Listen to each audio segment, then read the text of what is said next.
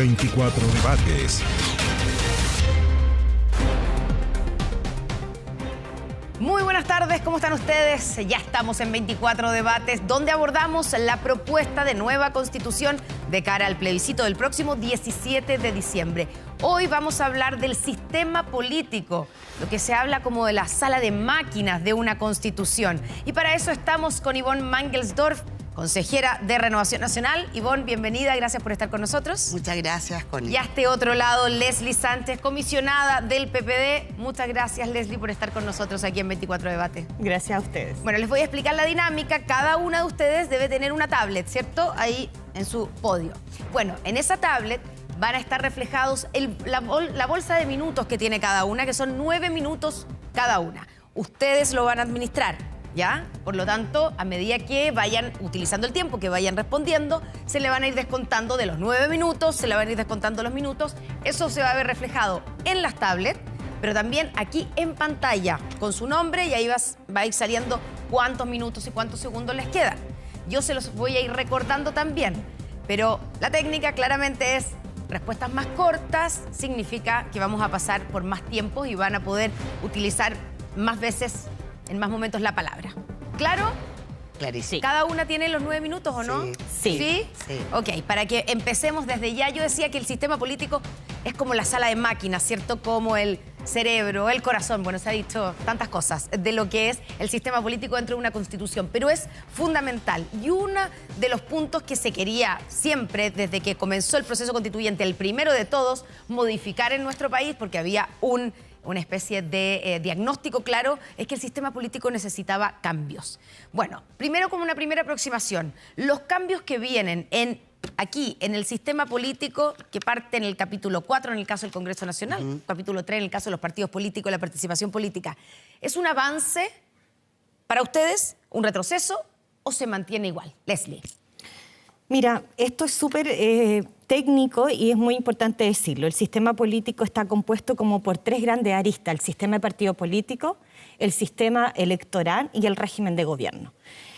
Cada una de estas, digamos, grandes estructuras de lo que da forma al sistema político fueron modificadas en la propuesta que hoy día hay que plebiscitar y votar el 17 de diciembre, pero lamentablemente cada modificación es, digamos, un parche mal escrito a cada uno de ellos que no nos permite en la globalidad mirar un sistema político que quede orgánico, equilibrado, que le dé estabilidad al país, que permita funcionar el sistema democrático.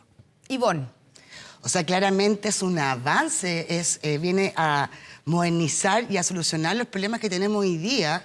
Efectivamente, en la sociedad, el desgano, la apatía que tiene la ciudadanía es el reflejo del sistema político que hoy día lo tenemos atomizado, ingobernable, donde claramente tenemos hoy día 21 partidos políticos y que, claro, como dice Leslie, pasa por 3 grandes aristas, pero aquí lo principal es que en un sistema donde tenemos democracia, separación de poderes, claramente es necesario mejorar el sistema político para que dé cuenta y pueda efectivamente dar soluciones a lo que la ciudadanía quiere y no estar permanentemente al debe o no que la ciudadanía se sienta estafada por el sistema político. Ya, o sea, el diagnóstico es el mismo, pero para Yvonne, esta solución, digamos, sí es un avance y soluciona varios de los problemas que tiene el sistema político, y para Leslie son parches mal escritos. Mal escritos que además nos dejan en el mismo escenario actual. Ya, vamos a ir por parte, como se dice. Primero, el sistema electoral, que es una de las herramientas, ¿cierto?, que permite, obviamente, el desarrollo y la mejora o no del sistema político. Y aquí se hizo un cambio importante, que se modificó el sistema electoral, ¿cierto?, achicando la magnitud de los distritos y reduciendo los escaños de la Cámara de 155 a 138, ¿cierto? 17 escaños menos. Eso es un cambio importante, Leslie. ¿No te parece a ti que la reducción del número de diputados, que va a significar además un redistritaje, o sea, un reordenamiento de la representación, no es un cambio importante en el sistema electoral? No, Constanza, y lamento decirlo de esta manera, pero para modificar el sistema electoral, tú tienes no solo que mirar el número de integrantes de cada Cámara, Senado o Cámara de Diputados, sino qué es lo que tú quieres que representar en esas cámaras. Y ahí tú tienes que conjugar 2 factores que son clave para cualquier politólogo: territorio, cuánto territorio hay en tu país, en tu república, y cuánta población. Ninguno de esos dos factores se consideraron acá. Se bajó antojadizamente de 155 a 138. Nunca se explicó por qué ese número. Y tampoco se modifica el Senado, sino que solamente la Cámara de Diputados. Entonces, ahí la pregunta que tú te haces, ¿es el sistema electoral y el distritaje el problema o era solamente insisto, un elemento antojadizo, político, populista, decirle a la gente, mire, nosotros le estamos ofertando menos político? Como que si esa fuese la solución a un problema que nosotros tenemos, que es institucional y es de fondo, que es la desafección política. Efectivamente, hoy día no hay credibilidad a la política, lo sabemos, pero no va a cambiar disminuyendo 17 diputados o diputadas. Ivonne, ¿por qué 17 escaños menos? ¿En qué cambia y por qué ese número? ¿Por qué de 155 a 138? Bueno, la discusión efectivamente pasa aquí la redistribución del redistritaje. No es solamente una disminución con antojadiza, tiene que ver con hacer un redistritaje, pero un redistritaje que vaya de acuerdo a que efectivamente los distritos sean más acotados para los parlamentarios. Por ejemplo, yo provengo de la región de O'Higgins. Los diputados tienen promedio 20 comunas de representación. ¿Cuál es la queja de la ciudadanía? La queja de la ciudadanía es que una vez que salen electos no logran llegar a 20 comunas. Que nunca más los ven. Y que nunca más los ven. Entonces, claramente, aquí estamos hablando de que se va a quedar entre 2 a 6 y que efectivamente no va a perder la representación. 2 a 6 diputados. Exacto, vía 20ª transitoria que se colocó en el texto constitucional, pero es el CERVEL quien va a hacer el llamado a hacer este redistritaje. Es el servicio electoral quien va a estar a cargo de esto. Y yo quiero hacer aquí, yo creo que tenemos que no hablar con la letra chica, porque acá no hay ninguna letra chica. Esta norma además viene aparejada con un sinnúmero de otras normas que vienen a modificar el sistema político y que está a la altura de lo que la ciudadanía quiere. Porque no solamente un redistritaje, porque digamos las cosas como son. Los parlamentarios que hoy día están, ¿van a hacer leyes para modificarse a sí mismos, para disminuirse? ¿Vimos un avance acaso cuando pasamos de 120 a 155, lo que tenemos hoy día desde el año 2013? Ninguno. Es más, tenemos más parlamentarios, más gasto en el Congreso y la ciudadanía se siente menos representada y con más problemas. Ya, pero no me respondió a la parte del número. ¿Por qué 138? Bueno, más o menos el cálculo, ahí los que encargados de electorales, en el fondo los más expertos en el trabajo en el Consejo, que fueron comisionados y también consejeros, de acuerdo al cálculo para que las regiones no quedaran sin la representación, porque algunas hoy día, sobre todo en las regiones, no la metropolitana, tienen el mismo nivel de representación que no tiene, o sea, que tiene la metropolitana, sin que tenga que ver el número de cantidad de habitantes. Por ejemplo, habían regiones como el del extremo sur de Chile que tienen 3 parlamentarios. Entonces, la idea era que quedaran por lo menos con 2. Entonces, en ese cálculo que se hizo del redistritaje, llegaron a la cifra de 138. Más allá de que podría quizás ser modificada porque está colocada en una 20ª transitoria, va a ser el CERVEL, Connie, quien va a hacer este cálculo del redistritaje. Ivonne, ¿satisfecha con la respuesta de por qué? Y agradezco que lo haya señalado, porque, como digo, no hay un argumento de fondo serio, científico, objetivo de por qué eligieron este número. De verdad, yo encuentro que fue tremendamente antojadizo. Pero Ivonne acaba de decir que tiene que ver con el cálculo de, al hacer el redistritaje y el ver, digamos, cómo tiene que cambiar, cuántos representantes tiene que tener cada uno. No, es que eso fue una fórmula matemática lo que se hizo, Constanza, en el fondo. El año 2016, cuando la presidenta Bachelet reorganiza esto y dejamos detrás el sistema binominal y pasamos a un sistema proporcional, ya todos estos cálculos se hicieron. Y esto está todo documentado en la tramitación de ese proyecto de ley. Por lo tanto, aquí, si hubiésemos querido debatir algunos de esos puntos, íbamos a haber recurrido a esos fundamentos y debatir esos fundamentos que no se trajeron a colisión jamás, sino que simplemente se está haciendo una cosa matemática de empate. Una región que tiene 5 y otra 8 y que tiene más o menos la misma población, ¿por qué? Entonces bajémosle todo a 5. Una cosa muy simplista.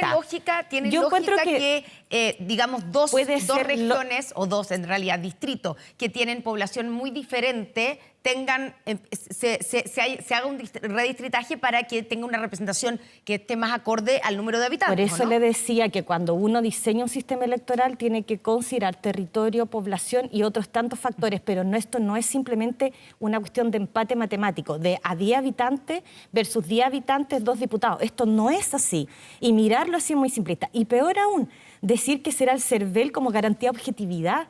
El CERVEL está compuesto por consejeros, 5 consejeros que son elegidos por el mismo Congreso Nacional y no son más de 5 personas. Imagínate las presiones políticas que van a sufrir esos consejeros para aumentar o no una determinada región. Por eso es que el legislador democrático es el Congreso Nacional, y ponernos creativos y entregarle funciones a órganos que nunca la han tenido, como el CERVEL, es una mala idea. Y por eso es que esas innovaciones, que parecieran ser casi llamativas, son malas, porque nunca las hemos hecho y porque no corresponde y porque incluso pueden ser corrompidos con mayor fuerza. Ya, 5 minutos con 27 segundos le quedan a Leslie, en cambio a Ivonne 6 minutos con 27 segundos, así que para que vayan cuidando el tiempo. Ivonne,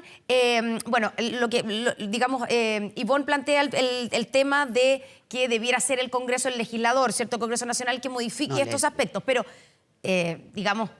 Ivonne dice, y es lo que dicen muchos, que los mismos, ellos son, digamos, incumbentes, los congresistas, los parlamentarios. ¿Tú de verdad crees, Ivonne, que si esto no se modifica ahora, esto y otras cosas, en esta propuesta constitucional, van a ser los congresistas los que se van a rebajar el número, el que se van a poner eventualmente un umbral de elección, siendo incumbentes? Sí, Leslie. Es que mira, si nosotros partimos de esa premisa, que es la de confianza al legislador, tenemos como resultado este texto constitucional malo. Porque desconfiamos de los tribunales y le ponemos una cantidad de cortapisas enorme, desconfiamos del Congreso Nacional y le ponemos una cortapisa enorme, desconfiamos del presidente de la República, desconfiamos de todo. De hecho, el mismo asesor Barrera lo dijo en una entrevista en un diario de circulación nacional. Lo que pretendemos con este sistema político es que el presidente de la República no aplique su programa de gobierno. ¿Y la gente por qué vota? Por un programa que le ofertaron los políticos y resulta que al mes y medio, 3 meses, 6 meses ya no lo van a cumplir, porque la Constitución no los va a dejar. Entonces, tenemos que entender muy bien qué esperamos un sistema político para armarlo o desarmarlo, pero cosas así antojadizas me parece irresponsable. Ivonne. A mí me parece absolutamente al revés. Yo creo que cuando utiliza la palabra desconfianza es completamente distinto. La gente está cansada porque cuando se hacen reformas en este país, las reformas no se hacen con sentido de realidad. Y ese sentido de realidad, aquí la reforma electoral que hubo ya hace 10 años no ha resultado. Entonces, aquí no hay desconfianza en las instituciones. Aquí lo que hay es que las instituciones efectivamente no hacen lo que tienen que hacer. El Congreso, la realidad que tenemos, y es la gran crítica de la ciudadanía, y es lo que yo creo que hoy día este texto refleja uno de los cambios más lindos para la gente, que a lo mejor la comisionada lo dijo en un principio, puede ser técnico, yo no lo encuentro nada de técnico porque le hace sentido a la gente. Una cosa es el redistritaje, porque los incumbentes, los mismos parlamentarios, ellos no se van a reducir. Ellos aumentaron de 120 a 155 y se lo estamos dando a un órgano autónomo, comisionada, que es el CERVEL. O sea que no desconfiamos del CERVEL. Si usted cree que en todos los organismos autónomos además van a estar sometidos a presiones políticas para ejercer las políticas o las herramientas que tienen que hacer para llevar a cabo su trabajo, estamos mal. La desconfianza la coloca usted, no la colocamos nosotros. Es darle al que le corresponde la labor del CERVEL de hacer este redistritaje. Pero además esta norma no va aislada, Constanza. Esta norma va además con pedirle un poquito más a los partidos políticos, con pedirle un poquito más a los poderes del Estado.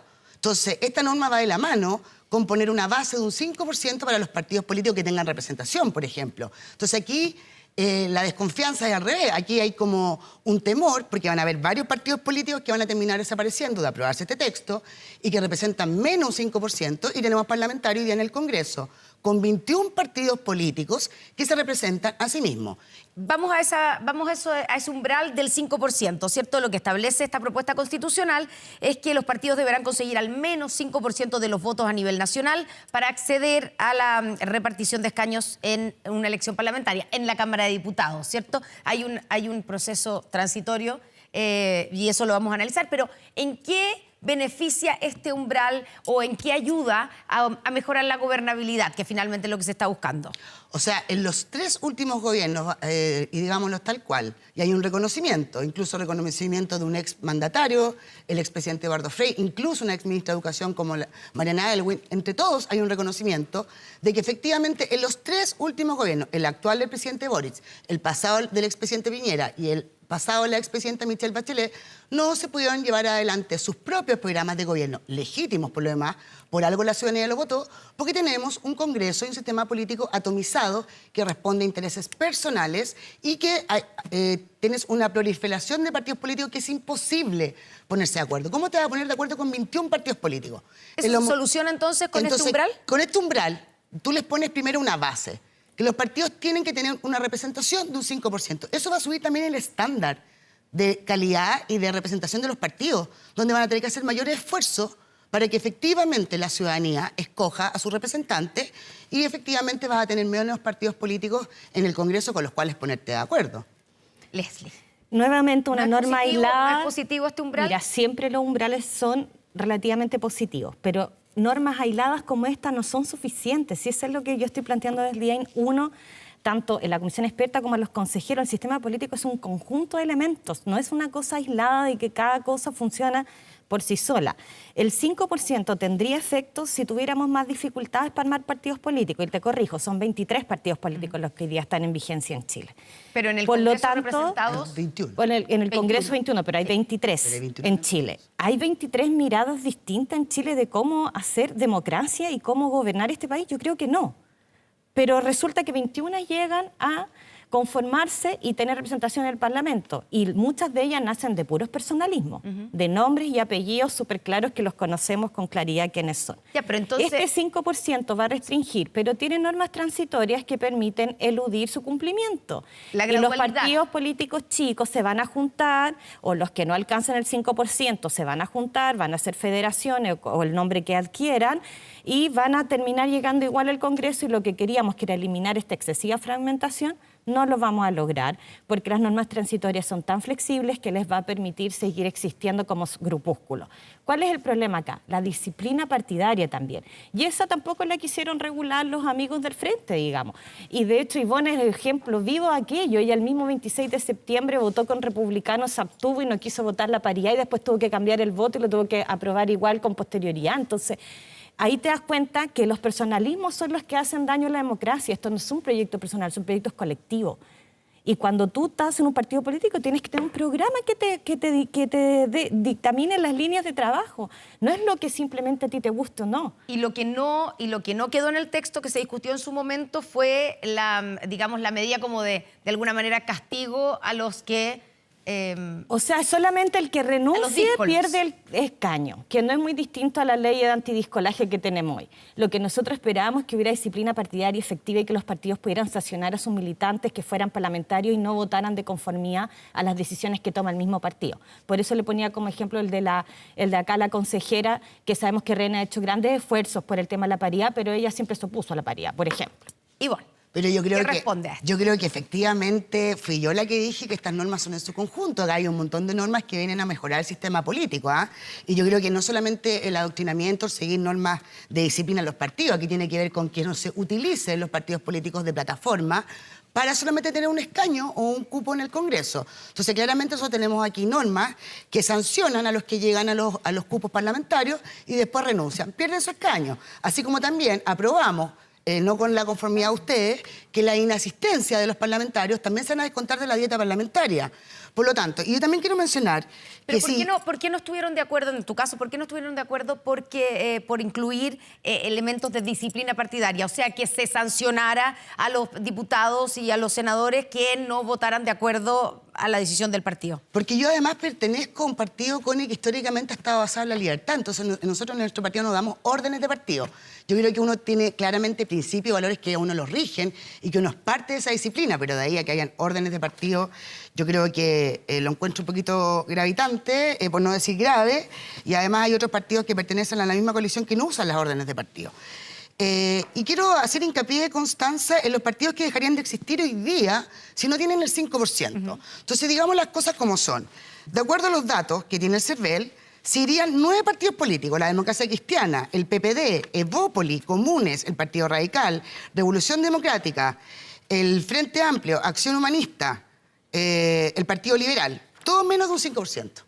Ya, pero podrían hacer, ya, pero digamos, con esta gradualidad que está incluida también, lo que podrían hacer algunos de esos partidos chicos es juntarse y como una federación o llamarse así, y por lo tanto bypassear ese umbral del 5%. Pero van a tener que actuar también en unidad, Constanza. Les va a dar la oportunidad de fusionarse, de quizás Pero no necesita reinventarse. fusionarse, porque una federación no significa fusionarse, es como agruparse, es como el Frente Amplio. Podría ser como el Frente Amplio, ¿no? Sí, pero va a ser un bloque, va a ser mucho más fácil. En cambio, si es un bloque, no sé, si 3 partidos políticos forman uno solo, vas a tener uno, no vas a tener 3. Entonces va a ser más fácil ponerse de acuerdo, va a ser más fácil para tener un interlocutor válido en el caso del Ejecutivo, no 3 partidos políticos, por ejemplo, en ese caso. ¿Qué responde Leslie? Es que no es real, pues quienes hemos trabajado en el Congreso Nacional por muchos años tramitando proyectos de ley sabemos que no tiene que ver con si van a actuar como uno solo, como partidos individuales, sino que tiene que ver, vuelvo al mismo tema, con la disciplina partidaria y los programas de gobierno. Si tú no vas a respetar las decisiones de tu partido y no vas a respetar las decisiones de tu gobierno, que es lo que nos ha pasado a todos los sectores, no solo al mío, sino que a la derecha también le ha pasado. Con el presidente Piñera varios fueron muy díscolos y se portaron muy mal en su gobierno. A todos nos pasa. Esto no se resuelve uniéndonos o no uniéndonos, actuándonos de a 1 o de a 4. Se soluciona entendiendo que lo que Ivonne considera nefasto, que es la disciplina partidaria y la orden de partido en Europa, es la regla general en todas las democracias parlamentarias y gracias a eso podemos tener estabilidad democrática y en Chile no, porque tenemos un régimen parlamentario de oposición permanente. Y eso es lo que había que mejorar y no lo logramos. Vamos a ver cómo van los tiempos. 1 minuto con 37 segundos le quedan a Leslie Sánchez. En cambio, a Ivonne Mangelsdorf le quedan 2 minutos con 1 segundo. Ahora, hay una norma que quedó fuera, pero que la habían planteado los expertos, que era hacer coincidir también en pos de que fuera más fácil la gobernanza, la gobernabilidad, en realidad, con coaliciones que tuvieran tal vez mayoría, digamos, en el Congreso, que se hiciera coincidir la segunda vuelta presidencial con la elección de los diputados y senadores. ¿Por qué eso finalmente no calificó en el texto? Porque la realidad que tenemos, Constanza, hacer coincidir una elección parlamentaria con la segunda vuelta presidencial, lo que tú vas a generar es más personalismo de quienes van a una elección parlamentaria, en este caso diputados y senadores. Lo que hemos enfrentado en los últimos tiempos es que efectivamente primero es la elección de los parlamentarios y después ellos, cuando viene la segunda vuelta presidencial, tendrán que sumarse o no al candidato que les corresponda. Si tú colocas esas 2 elecciones juntas, cuando tienen obviamente importancias distintas y colocas en el sistema político actual esos personalismos, yo lo consideramos un poquito complejo. Yo creo que aquí vamos justamente en la sintonía. Primero, rebaja de parlamentarios, redistritaje, que es lo importante. Umbral de partidos políticos para que efectivamente tengan un rol relevante y tengamos menos interlocutores y no 21 partidos políticos en el Congreso. Además, sancionamos la violencia a quienes están a cargo también y ejerzan cargo parlamentario y aquí hayan usado la violencia como método de acción política. Yo creo que hoy día en este texto, tanto en las bases institucionales, en las 12 bases que se respetaron, este texto le viene a decir a los parlamentarios que hoy día están que no pueden tampoco usar la violencia como método de acción política. Entonces yo creo que tenemos un montón de normas en su conjunto. ¿Y quiénes son los parlamentarios que han utilizado la violencia como método? Bueno, yo creo que la ciudadanía podrá juzgar, porque hoy día personas que nos gobiernan, que cuando eran parlamentarios usaron la violencia o sus palabras o sus actos como método de acción política. ¿De quién estamos hablando concretamente? De algunos ministros de Estado. ¿Quiénes? Por ejemplo, la ministra Vallejo, el exministro Giorgio Jackson, es público conocido. Que utilizaron o sea, la las violencia. palabras, exacto, o cuando llamaban a saltarse el metro. La violencia en su lenguaje. La violencia en su lenguaje. Ya. Efectivamente. Ya, es que es importante distinguir Sí, de por lo que supuesto. estamos hablando, Leslie. Constanza, yo quiero volver al sistema político, que es lo relevante y para lo que nos convocaron hoy. No, pero es que en el sistema político también está Obvio. esto del compromiso de los partidos no es políticos menor. por la no No, por utilización supuesto.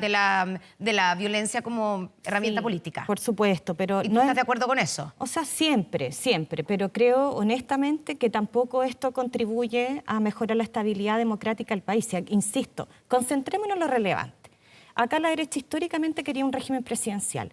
Nosotros hemos querido siempre un régimen parlamentario. Cedimos. En todos estos debates constitucionales hemos cedido para que exista un régimen presidencial. ¿Cuál es la característica esencial de un régimen presidencial? Tener un Congreso que acompañe al presidente. Lo contrario, tenemos un presidencialismo de oposición como lo hemos tenido hoy día, un bloqueo constante y ningún presidente ha podido concretar su programa de gobierno, es decir, la oferta que le hizo al pueblo. Por ende, era importante comunicar las 2 elecciones y que parlamentario y presidente se eligieran en el mismo momento para que los candidatos a diputados, diputadas, senadores y senadoras pudieran plantear sus propuestas y que la ciudadanía pudiera verificar si estaban en armonía o no con la de su candidato presidencial. Eso lo impidió la derecha. No lo vamos a tener. ¿Y qué es lo que vamos a tener de nuevo? Un Congreso que bloquea al Ejecutivo, un Ejecutivo que a rato no escucha al Congreso. ¿Qué pasa con la paridad? Que era otro tema también importante que se discutió muchísimo. ¿Cómo queda? ¿Les parece, Leslie y Ivonne, les parece que es un avance a lo que tenemos hoy día, el cómo quedó en la propuesta constitucional, o es un retroceso, Ivonne? Yo creo que ni siquiera no es un avance ni un retroceso, es prácticamente exactamente lo mismo que tenemos hoy día. Perdón, Leslie. Sí, sí, sí. E incluso retrocedimos en algo que yo lo dije en todos los consejos y en todos los plenos. Yo no puedo entender por qué mujeres, compañeras, que nos ha costado tanto estar en política o en la academia, en los espacios donde nos movamos, que estamos en un espacio hoy del proceso constitucional en razón de la paridad, porque si no se hubiese regulado paridad 50 y 50 en todo el proceso, créame que ni vos ni yo estaríamos acá. Estoy segura que no estaríamos. Ya, pero quedó la paridad de entrada 60-40. No le quisimos regalar esa misma oportunidad a las mujeres del mañana y se las privamos y establecimos simplemente 2 umbrales. El del 40% que hoy día ya existe, y de manera transitoria. O sea, una vez más, los derechos de las mujeres sujetos al tiempo. 2 elecciones y se acabaron los derechos de las mujeres. Y la participación equilibrada, perdón que te lo diga, y acá de nuevo, perdón que como profesora de Derecho Constitucional no lo puedo omitir, que acá ellos consideraban que todo daba lo mismo y nos cambiaban las palabras y acceso igualitario a acceso equilibrado no es lo mismo. Y no tienen los mismos sinónimos, no son los mismos objetivos, ni el mandato constitucional, pero para ellos es lo mismo y nos hacen creer que equilibrado para la mujer es suficiente. Leslie, se le acabó el tiempo, ahí ya le dimos algunos segundos de más. Ivonne. O sea, claramente tenemos conceptos distintos. Aquí nosotros en el Consejo vinimos a mantener las normas de paridad de entrada y de salida. Yo creo que es absolutamente falso lo que está diciendo la comisionada. Pero no es permanente, no es una regla permanente. No, son dos cosas. La paridad de entrada, donde el Estado no es asegura el acceso igualitario de hombres y mujeres a cargo de elección popular, y además hacemos un avance en todos los ámbitos de la vida nacional. O sea, si eso no es un avance, además de mantener la paridad de entrada, yo no sé de qué estamos hablando. Y la paridad de salida, Constanza. Dejamos la paridad de salida, tal como estaba propuesta por los expertos, gustándonos algunos o no, por 2 periodos más.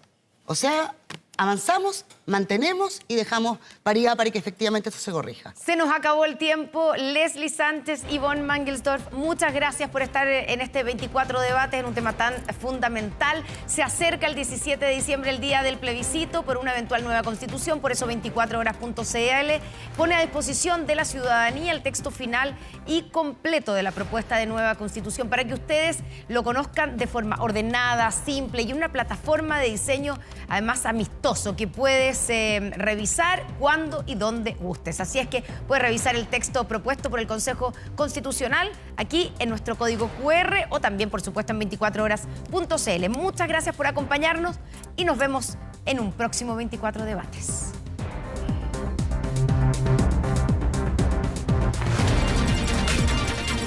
...24 debates...